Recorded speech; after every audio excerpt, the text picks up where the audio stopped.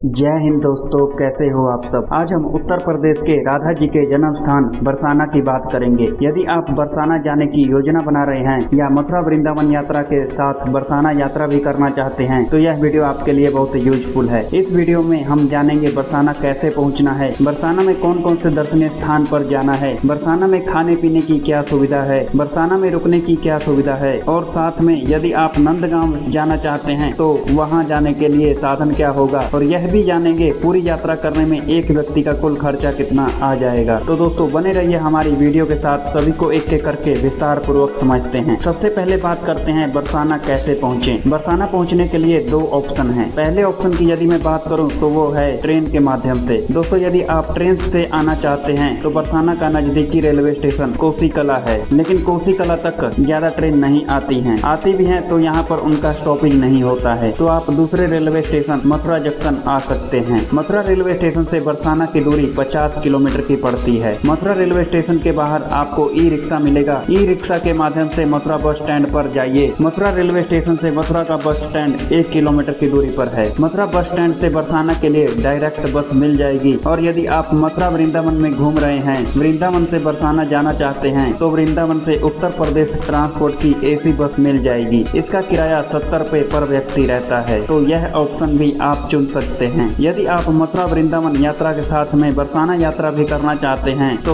दोस्तों एक चीज आपको बता दूं, मथुरा और वृंदावन की वीडियो पहले ही हमारे चैनल पर आ चुकी है। दोनों वीडियो की लिंक डिस्क्रिप्शन में मिल जाएगी। इन वीडियो को भी देखकर आप जानकारी ले सकते हैं कि मथुरा में कौन से दर्शनीय स्थल हैं और वृंदावन में कौन से दर्शनीय स्थान हैं। आने वाले समय में हमारे चैनल पर गोकुल की वीडियो भी मिल जाएगी। बरसाना पहुँचने के लिए दूसरा ऑप्शन है फ्लाइट के माध्यम से। यदि आप फ्लाइट से आना चाहते हैं तो नजदीकी आगरा एयरपोर्ट है। आगरा से बरसाना की दूरी 105 किलोमीटर की है। यह 105 किलोमीटर की दूरी रोड के माध्यम से तय कर सकते हैं, लेकिन आगरा तक ज्यादा फ्लाइट नहीं आती है तो आप दूसरा एयरपोर्ट आ सकते हैं जो कि दिल्ली एयरपोर्ट है। दिल्ली से बरसाना की दूरी 135 किलोमीटर की पड़ेगी, जो कि रोड के माध्यम से बरसाना पहुंच सकते हैं। दोस्तों अब हम बरसाना में पहुंच चुके हैं। अब हम बात करते हैं दर्शन करने कैसे जाना है। बरसाना फेमस है राधा रानी जी की जन्मभूमि, राधा रानी जी के माता पिता जी का घर और जगत कृपालु महाराज जी की तरफ से बनाया गया, मतलब कि राधा रानी जी के माता जी का कीर्ति मंदिर बनाया गया है। कीर्ति मंदिर में भी जाकर दर्शन करेंगे। उसके बाद नंदगांव की बात करेंगे। दोस्तों बरसाना बस स्टैंड से राधा रानी जी का मंदिर 1 किलोमीटर की दूरी पर है, जो कि बहुत ऊंचाई पर बना हुआ है। बरसाना बस स्टैंड से ई रिक्शा मिलेगा। ई रिक्शा वाला जहाँ से सीढ़ियों की चढ़ाई शुरू होगी वहाँ पर छोड़ देगा। ई रिक्शा वाला 10 रुपए पर व्यक्ति किराया लेगा। राधा रानी जी के मंदिर तक पहुँचने के लिए लगभग 250 सीढ़ी चढ़कर आपको जाना पड़ेगा। 250 सीढ़ियाँ चढ़कर आप राधा रानी जी के मंदिर, मतलब कि राधा रानी जी के जन्म स्थान पर पहुंच जाएंगे। मंदिर में जाइए, यहाँ पर आपको राधा रानी जी की मूर्ति देखने को मिलेगी। राधा रानी जी के दर्शन कीजिए, अपनी मनोकामनाएं मांगिए और मंदिर से बाहर आ जाइए। मंदिर से पूरा बरसाना शहर का दृश्य दिखाई देगा, तो आप कुछ समय यहाँ पर बिताइए, यहाँ का दृश्य और यहाँ का वातावरण देखिए और नीचे आ जाइए। अब बढ़िए बरसाना के दूसरे दर्शनीय स्थान की तरफ, जो की है कीर्ति मंदिर। दोस्तों राधा रानी जी मंदिर से कीर्ति मंदिर की दूरी 2.5 किलोमीटर की पड़ेगी। कीर्ति मंदिर श्री जगत कृपालु महाराज जी की संस्था की तरफ से बनवाया गया है। यहाँ पर आप जाइए, यहाँ पर जूता घर मिलेगा जो कि बिल्कुल फ्री है। यहाँ पर जूते चप्पल जमा करवा दीजिए और मंदिर में प्रवेश कीजिए। यह मंदिर का एरिया बहुत बड़ा है। मंदिर की खूबसूरती बहुत अच्छी है। यहाँ पर राधा रानी जी का मंदिर, कृष्ण जी का मंदिर, माता कीर्ति जी का भी मंदिर मिलेगा और साथ में उनके पिताजी का भी मंदिर मिलेगा। आप इन सभी जगहों पर घूमिए, दर्शन कीजिए और बढ़िए एक और अगले दर्शनीय स्थान की तरफ, जो की है श्री राधा रानी जी का जन्मभूमि। दोस्तों राधा रानी जी का मंदिर जहां आप गए थे वहीं पर नीचे सीढ़ी शुरू होने से पहले थोड़े से दूरी पर राधा रानी जी का जन्मभूमि बना हुआ है। यहाँ पर आप जाइए, यहाँ पर भी राधा रानी जी का और उनके माता पिता जी का मूर्ति देखने को मिलेगा। उनके आप दर्शन कीजिए और अब बढ़ चलिए नंदगांव की तरफ। बरसाना से नंदगांव की दूरी 9 किलोमीटर की है। दोस्तों नंदगांव वह स्थान है जहाँ श्री कृष्ण जी ने गोकुल के बाद नंदगांव में व्यापन किया था। बरसाना से नंदगांव के लिए डायरेक्ट ऑटो ई रिक्शा मिल जाएंगे। ऑटो वाला 20 रुपए पर व्यक्ति लेगा और आपको नंदगांव छोड़ देगा। नंदगांव में एक मंदिर सबसे ज्यादा फेमस है, जो कि है नंद बाबा जी का मंदिर। नंद बाबा जी के दर्शन करने के लिए भी थोड़ी सी चढ़ाई करनी पड़ेगी। यहाँ पर सीढ़ियाँ बनी हुई है। सीढ़ियाँ चढ़कर आप नंद बाबा जी के मंदिर पहुँच जाएंगे, जो कि नंदेश्वर पहाड़ी पर बना हुआ है। यहाँ पर नंद बाबा जी के दर्शन कीजिए। नंद बाबा जी के दर्शन करने के बाद यहाँ पर एक नंदेश्वर महादेव जी का भी मंदिर है। इनके भी दर्शन करके वापस प्रस्थान बना सकते हैं। बरसाना और नंदगांव नंदगांव दर्शन करने के लिए एक दिन पर्याप्त है। यदि आप एक दिन का प्लान बनाते हैं तो उसी दिन जाकर शाम को वापस आ सकते हैं। दोस्तों एक चीज मैं आपको बता दूं, मथुरा वृंदावन की वीडियो में भी मैंने आपको बताया हुआ है, यहाँ पर दोपहर 12 बजे से शाम 4 बजे तक सभी मंदिर बंद रहते हैं। चाहे आप कहीं भी किसी भी मंदिर में चले जाइए, तो आप इस बात का ध्यान रखिएगा। आप इस तरह नंदगांव और बरसाना घूम सकते हैं। दोस्तों अब हम बात करते हैं बरसाना में होटल कहाँ मिलेगा यदि हम बरसाना में रुकना चाहें तो। दोस्तों यदि आप बरसाना में रुकना चाहते हैं तो बरसाना शहर में नॉर्मल होटल मिल जाएंगे। यहाँ पर ज्यादा हाई फाई सुविधा वाले होटल तो नहीं मिलेंगे। बरसाना में होटल 700 से 800 रुपए में नॉर्मल होटल मिल जाएंगे, जिसमें आप आराम से रुक सकते हैं। बरसाना में खाने पीने की बात करूँ तो बरसाना में 100 रुपए से